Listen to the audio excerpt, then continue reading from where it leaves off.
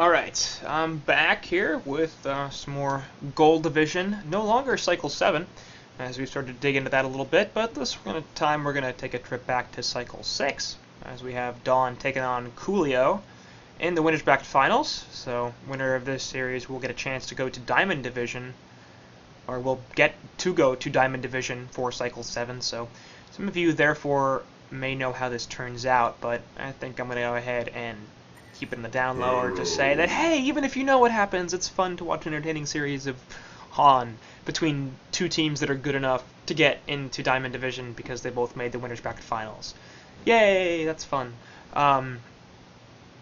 Anyway, Dawn here on the Legion side, and they have post-Cycle 6 undergone some roster changes, so Time to Die, WBF, no longer on the roster. They have since been replaced by Serenia and Zive.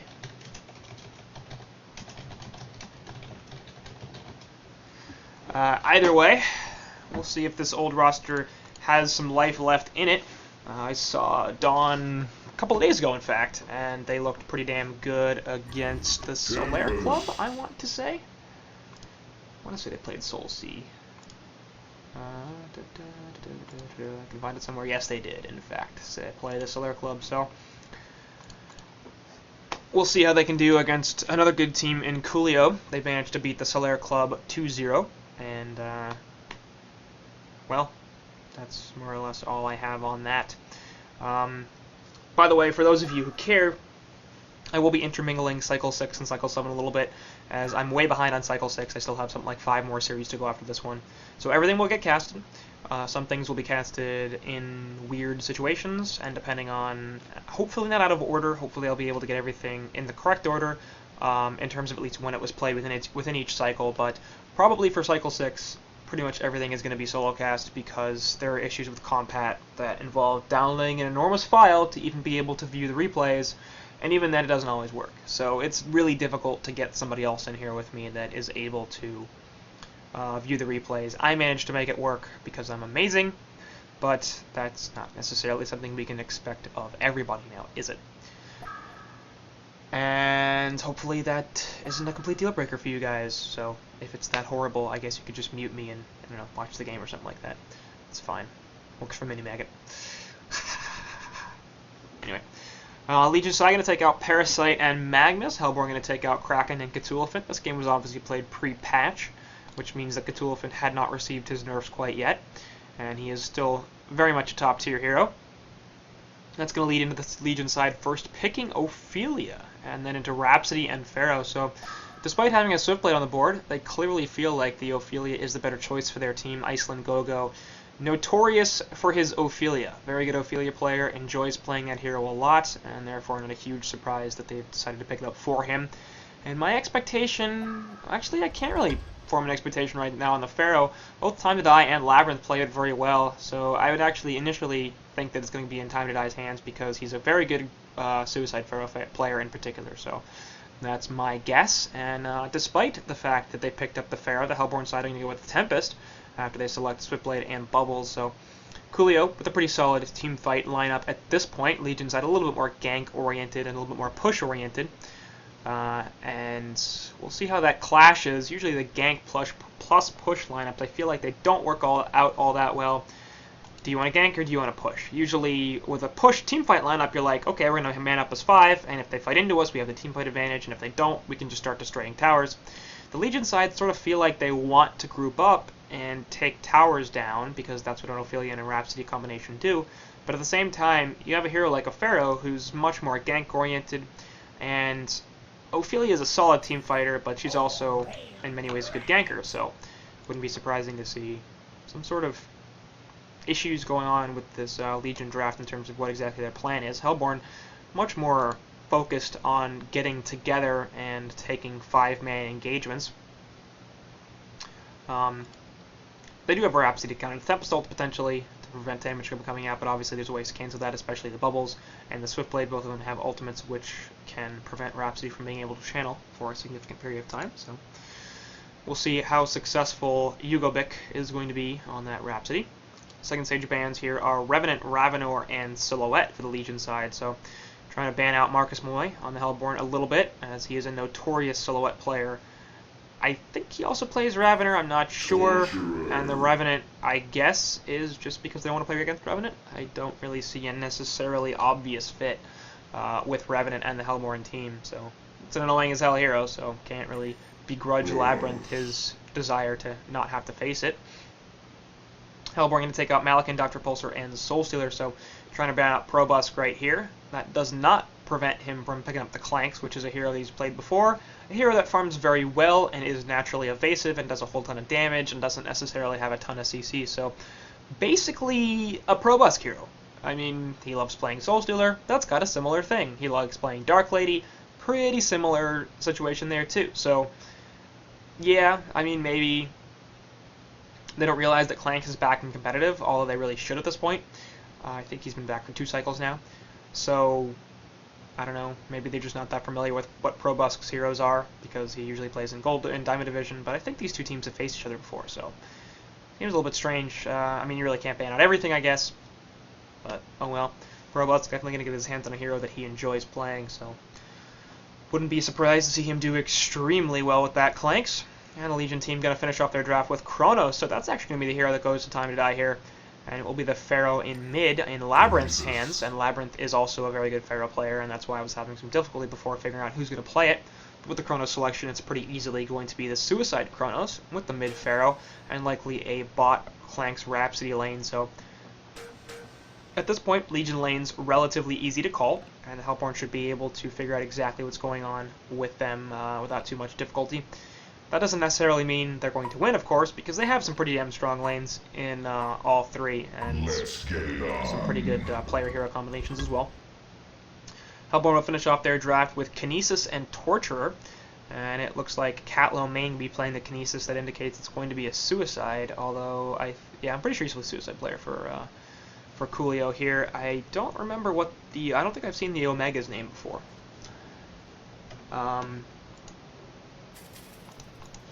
And so I don't necessarily remember exactly what role he plays, but yes, chat. Probusk does play SS and Malikan and Silhouette a lot of the time, and those are all banned. He also plays Doctor. He plays a number of heroes, but Clanks is also a hero he plays, so yeah, like I said, you can't ban out all of Probusk's heroes because there's not enough bans, but still, getting his hands on a pretty quintessential Probusk hero, so that doesn't exactly bode well for the Hellborn team. Marcus going to be playing Swiftblade, which, as far as I recall, is not exactly a quintessential Marcus hero. Obviously, Swiftblade, often known as Skillblade, because that's what's called, irony, because he doesn't require a lot of skill, or sarcasm, or whatever.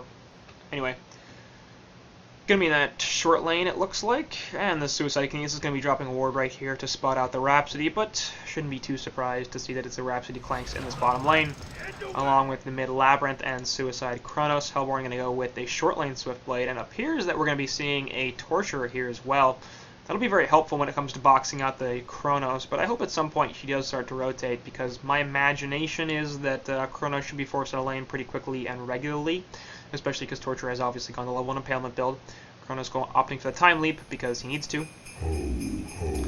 And then once that happens, Swiftblade should be able to more or less manhandle this Chronos. There's not too many situations in which Chronos can survive, especially if Swiftblade starts to get a bunch of levels up on the Chronos. He can start to crit and spin and stuff like that and force Chronos out of lane, because he doesn't have the biggest health pool early on.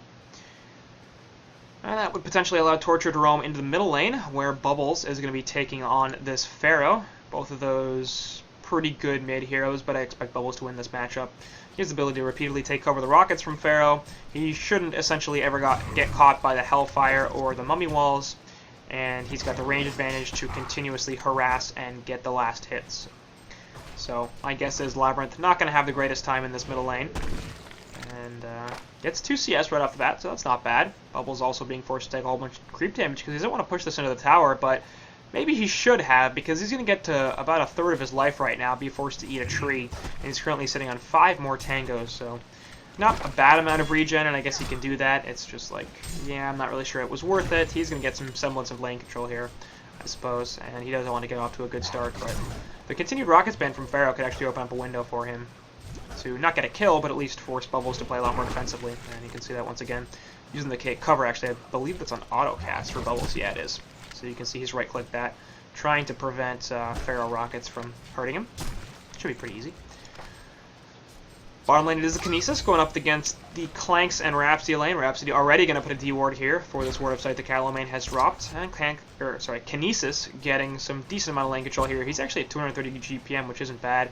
Ophelia going to rotate over, although after they just put that D-ward down, going to actually get hit with the Vagabond Leader nuke, and there's no way Kinesis is getting out of this one. Going to be a Bloodlust going in favor of Probusk.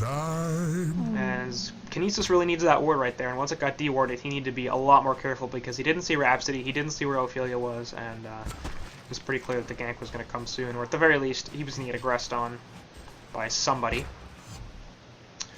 Kinesis did bring a couple of mana pots to lane, so that's good, but I'd like to see him do what Boxy does in this lane, and Boxy, the only hero that, and the only player that consistently manages to have a good time on Suicide Kinesis, or on Kinesis in general, and that's basically because he just sits here and throws stuff at the support until they get boxed out of the lane, and then he can lane successfully.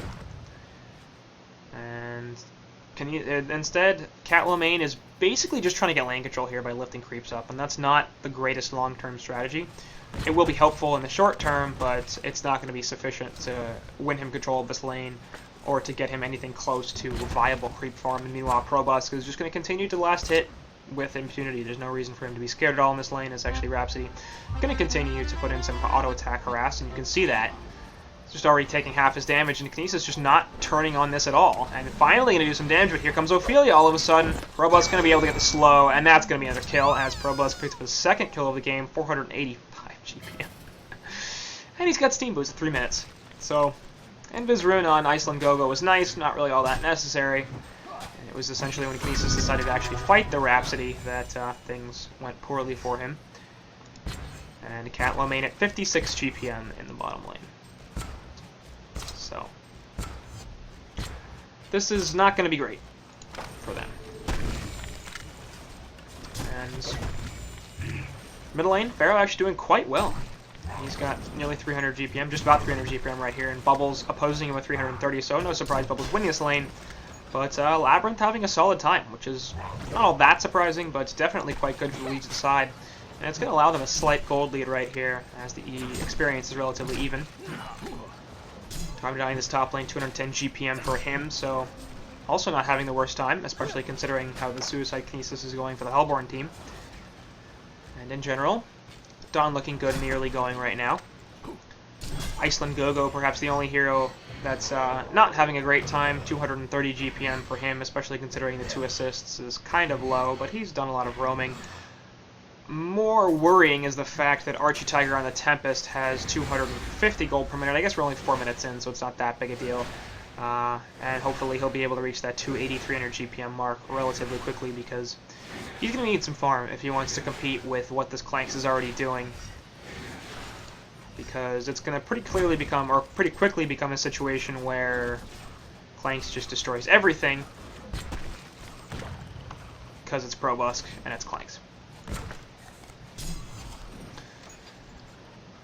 As far as items go, nothing particularly interesting. Tempest has chosen to go for the Ring of the Teacher build right here over the Mana Ring, the Ring of Sorcery, but he's also got the Pretender's Crown and the Mark of the Novice. So it's possible he's also going for the Ring of Sorcery, and in fact we'll just be getting 2 mana items, but I don't really like that. The additional armor for your elementals is nice, but it's not all that necessary if your micro is appropriate, and it's not that difficult to micro. Hell, I can do it. And he will be finishing the Amulet of Exile here, so it looks like he's going to go for a Ring of Sorcery, and like I said, not a huge fan. Usually, because that 500 gold that he spent on the Ring of Sorcery meant that he could have had, or the Ring of the Teacher meant that he could have had a Ring of Sorcery by now, and instead he won't. Illusion from Pharaoh will cancel the mana pot, and actually bottom lane Catalomane going to die once again. We'll see if they can get the Ophelia. They can, so it's a 1-for-1 at this point. We'll see a Kelp Field on a Rhapsody as well, but they're going to actually turn this onto Bubbles, because Clanks is like, you want to kill my friend? Well, I want to kill you. And Bubbles going to try to get out of here, has a Shell Surf back up in 1 second, looking to snipe out this Rhapsody, will be able to do so, and the Silence manages to finish her off. So the Omega, with a really nice rotation of the bottom lane. They do lose the Kinesis once again, but hey, that's a pretty typical story by now, and Bubbles managing to pick up a couple of important kills. We'll keep CoolIo in this for a while at the very least. Top lane, Switchblade and Chronos sort of going at it. Both of these heroes are level 6, by the way, so really not a great job of shutting out this Chronos in the top, as Adro's at 121 GPM. Bottom lane, Clanks going for the Kinesis again, and that's going to be a 4th kill. So he dives the tower there with a Hawk, but this is getting real bad real fast.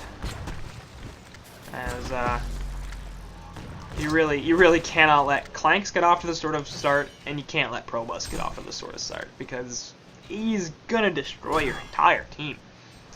And Marcus Moy, farming currently at 300 GPM, is not going to be able to compete with Clanks at 500 plus. Clanks is going to outfarm him, because Clanks will outfarm a Switchblade, and Clanks is probably going to outcarry him, especially considering there's also a Chronos on this Legion side. So if it gets to the point where Clanks can easily farm the opposing team's woods and their ancients, which he should be able to do thanks to the Hawk, Chronos can then take the Legion woods and continue to get some farm up. Meanwhile, speaking of Chronos, the top lane, Tempest still going to come out. They will also get the stuns, but he's going to get the time leap away. He does die. Last Glacial Blast there will finish him off, as Tempest only has level 2 in that spell, but it is sufficient to pick up the kill on the time to die, and they need that. They need to be able to at least shut down something here, and even after that, 250 GPM on this Chronos middle lane. Bubbles will get the Shell Surf on out, as Labyrinth traps him in the Mummy Walls, but doesn't want to go for the Wrath of the Pharaoh on top of it. Probably a good plan, because I don't think he had the kill there. Not a lot of support, anyway. Bottom lane, Clanks for looking for yet another jump on Kinesis. They're also sending the Ophelia creeps behind here. Will they be able to find this kill? No, they won't. Catlomain able to get out in time, and instead they're just going to turn this into a tier 2 tower push in the bottom lane. I'd be surprised if they managed to pick this one up on this particular wave, but the continued pressure is eventually going to result in a dead tower down here.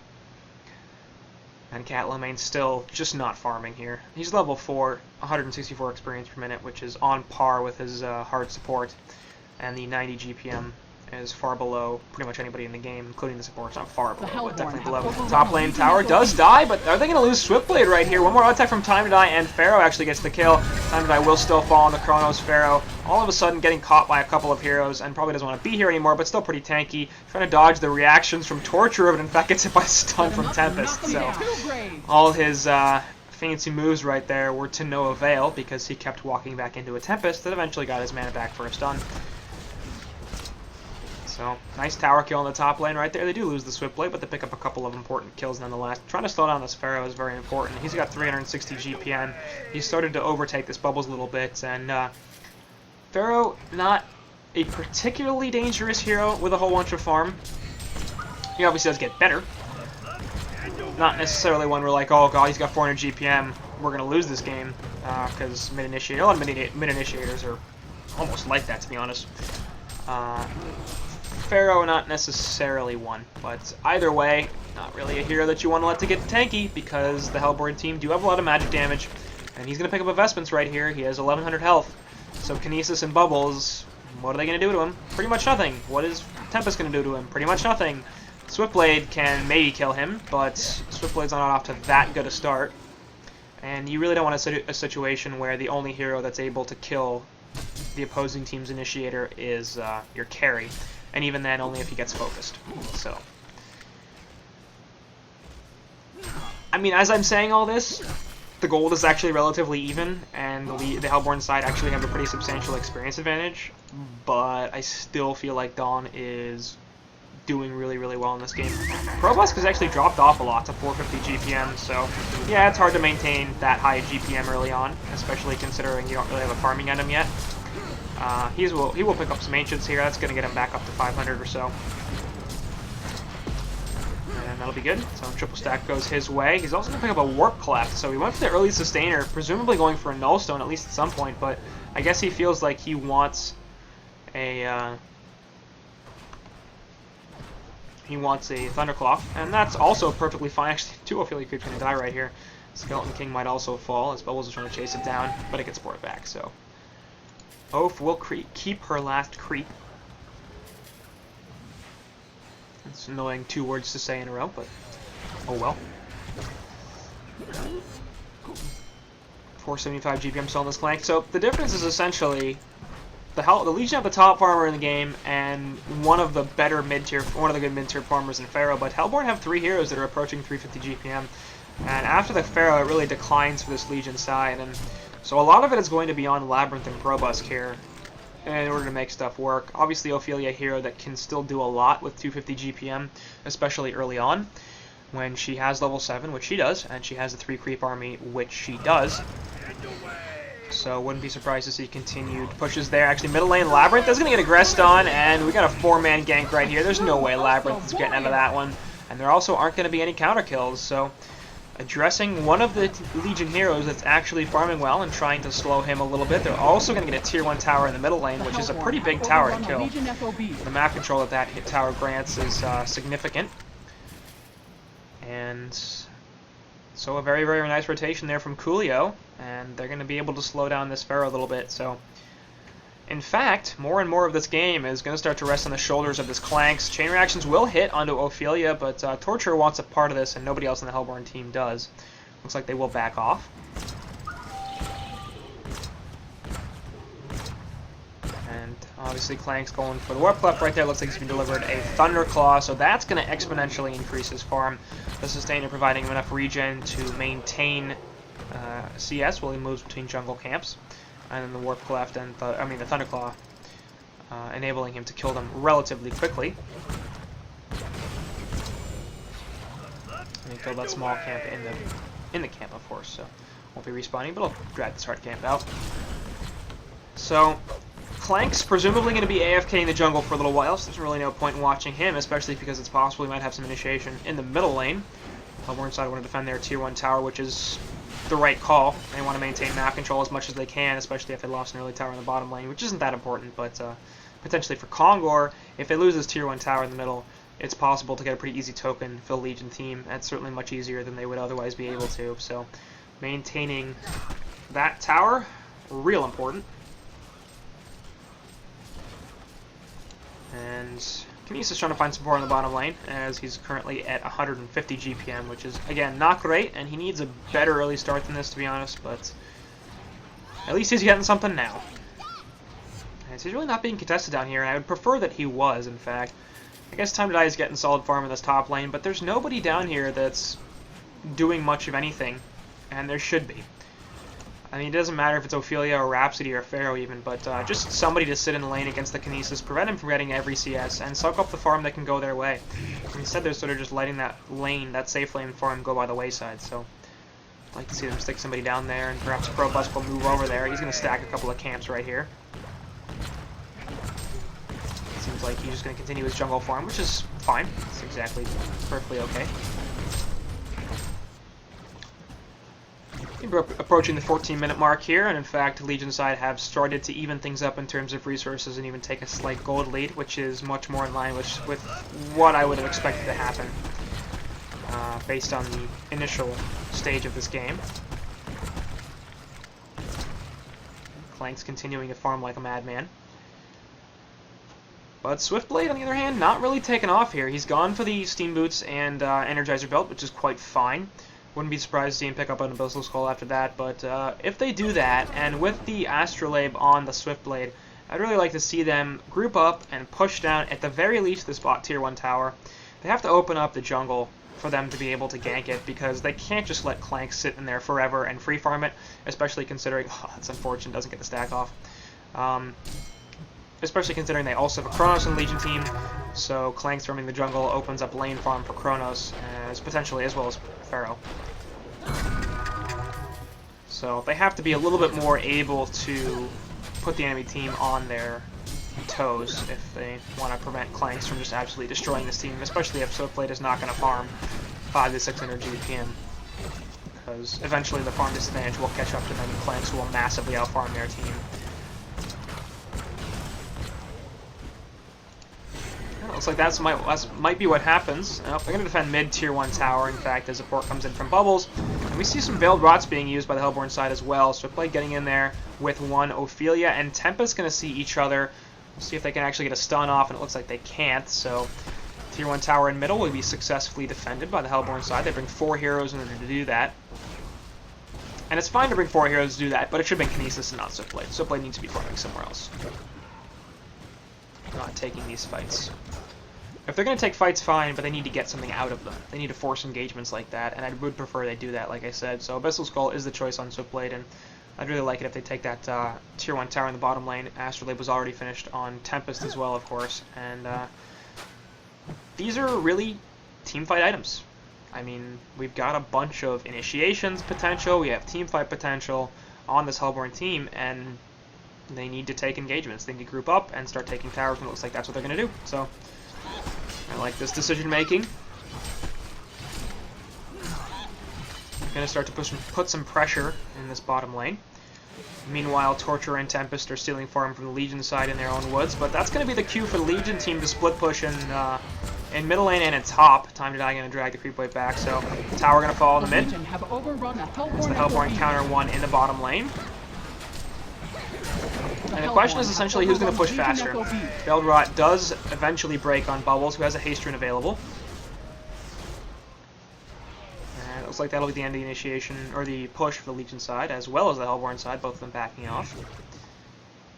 And Legion continuing to take the Hellborn continue to take the Legion's farm as much as they can. Tempest trying to push down the bottom lane some more, but the Legion will eventually take a Tier 1 tower top. So towers in overall, evening up. And have Torture in the bottom lane and Tempest pushing down a Tier 2 here. And Glyph goes out, so this is actually reasonably within range to get a Tier 2 tower kill right here if the Legion don't defend it immediately, and they are bringing a couple of heroes over, but with this creep wave, yeah, unless Clanks goes up quickly, the cannon can be there, so Clanks will be able to clean it up, but this tower is going to get close to deny range, not quite in deny range. Top lane, meanwhile, Kinesis looking to jump on this Chronos. Will be able to, but Chronos just runs away. I think he actually disregarded a lot of that damage as well. Bubbles with a haste rune and a portal key, trying to stop this Chronos from being able to do too much, and they do get the kill as the silence stops the Chronos Sphere, which would have allowed him to teleport away. Obviously couldn't just straight up TP because of the kelp field potential. And nice pick onto Chronos. Once again, slowing down a hero that needs to be slowed down. He was over 300 GPM. And that's not where they need to let him reside. Ancient's being stolen as well by the Hellborn team, so good rotations there. Trying to continuously control resources for the Legion team, but nonetheless, Dawn are repeatedly taking and increasing their gold advantage. They're up now 3k gold. Not that much at 20 minutes into the game, but not a position that the Hellborn want to continue to put themselves in because, like I said, they had a gold advantage before, and then they had a gold disadvantage, and now they have more of a gold disadvantage. So the trend line is going in the wrong direction for them.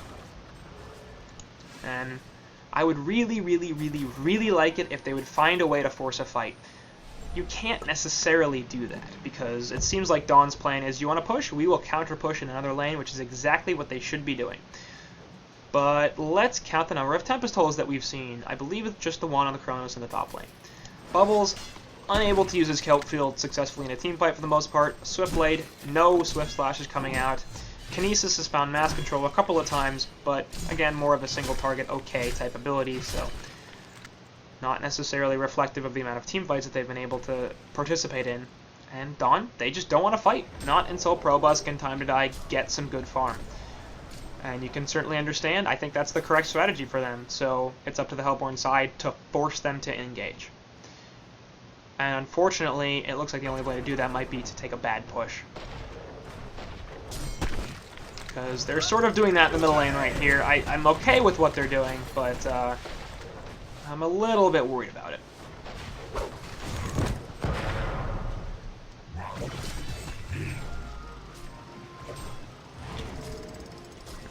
Rhapsody continuing to keep everybody healed up. By the way, Time to Die in the top lane, continuing to farm. So both of these teams staring at each other, but Dawn is once again getting more out of it because the Chronos is getting levels and farm in the top lane.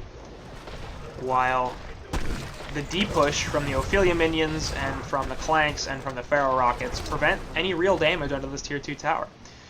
So the Hellborn essentially just spent like a minute and a half in the middle lane, grouped as 5, getting more or less nothing. And they finally realized this just isn't worth it. We're going to send our team elsewhere, specifically into Legion Woods, to prevent them from farming all that much. And then the Legion will like, fine, if you want to fight, we don't want to fight either. So that works out real well for us. And I like the patience from Dawn. I really do. Because they've got the Rhapsody ult, the Chronosphere, they got the New Earth's Blessing, Clanks, Wrath of Pharaoh. I mean, they could take team fights right now. But why? Because they're out-farming their opponents. There's no reason to take an engagement that could potentially lose them the gold lead that they spent the last 10 minutes building. So they're not going to. And I like that call. I mean, it's not particularly interesting to watch. It's a very passive game so far with only 12 hero kills in 21 minutes. But,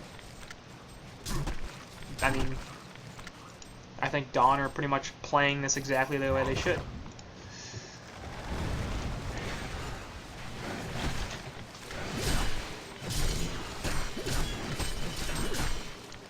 Bottom lane, Hellborn going to once again go for a tier 2 tower push. They'll be able to finish this one off pretty damn easily. Hellborn have overrun a Legion FOB. Which is fine. Alright, top lane. We actually could see some jump on Bubbles. He's going to Portal Key on out of there, so really good presence of mind from the Omega as he realizes there are two real powerful heroes there on the Legion side, and Chronosphere on his face would have definitely resulted in a kill, even with the 25% reduced damage coming from targets outside the Chronosphere.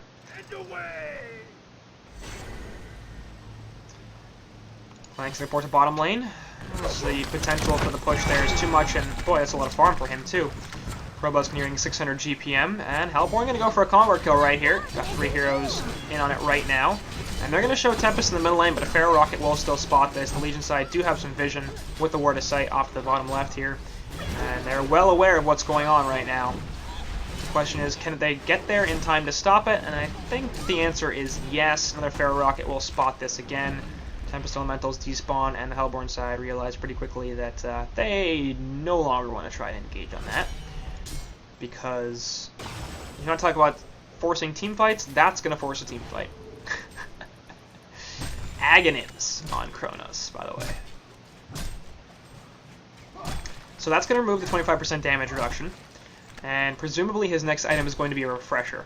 So that's interesting. I mean, the change to Kronos after Carnage and Caldivar, where damage sources from outside the Chronosphere mean reduced damage, basically prevented him from being picked at all. You can see him every so often, but not consistently. And it's because that was his utility before, was he would set up team fights and lock everybody down while his team did all the damage.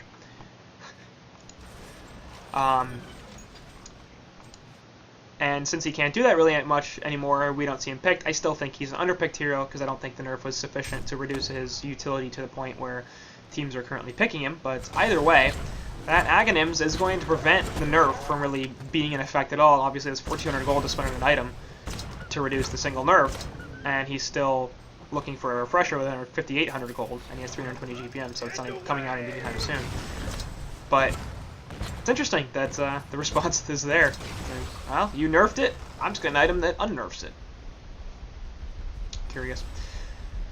Rest of Legion's items, Thunderclaw was finished by Clanks, along with his Nullstone and Shrunken Head. So once again, that Shrunken Head going to do a lot to prevent damage on the Hellborn side. We talked about this in the context of Pharaoh and his Mystic Vestments before, but Bubbles, magic damage and stun. Kinesis, magic damage and a stun. Torture, almost entirely magic damage. Tempest, really not very much damage at all, but the damage he does do is largely magic damage. And even Swiftblade does a lot of magic damage with his spin, so a Shrunken Head in this game is going to counter a hell of a lot coming out from the Hellborn team.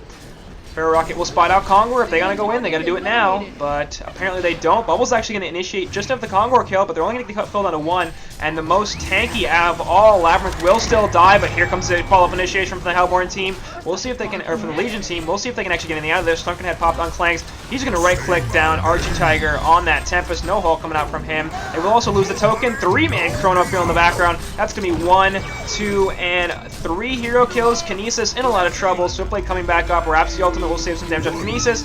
He manages to come right back up, and we'll see if Kinesis can, or sorry, Swiftblade can get out of this. Looks like he can, as the port is successful, but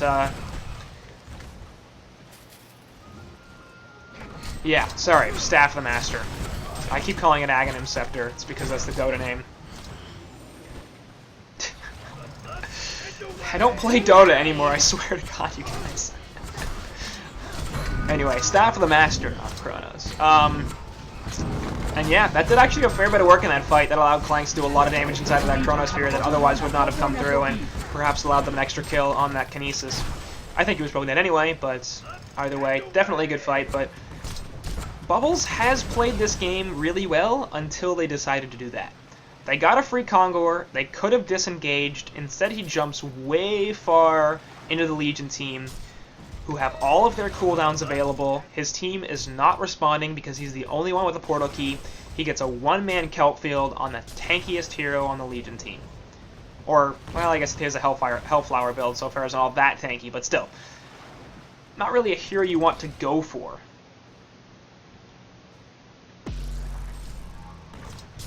And... sorry, here's...